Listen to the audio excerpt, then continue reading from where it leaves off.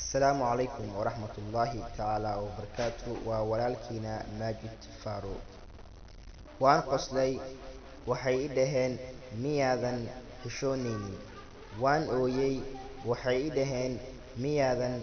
dhoola cadaynaynin waan dhoola cadeeyey waxay i dhaheen dadka ayuu iska gadgadayaa waan xanaaqay waxay i dhaheen wuxuu qarsanayay ayuu soo muujiyey waan aamusay waxay i dhaheen waa qof isla weyn waan hadlay waxay i dhaheen waa qof hadal badan waan u naxariistay waxay i dhaheen waa fulay hadduu awood leeyahay wuu aargudan lahaa waxaan yaqiinsaday si kastoo aan isku dayo inaan bini aadan raaligareeyo inaanan gaaraynin naxariis iyo nabadgelyo xagga alle ka ahaatee dushiina ahaato walaalayaal waxaan idin rajaynayaa guushii labada daaladood insha allah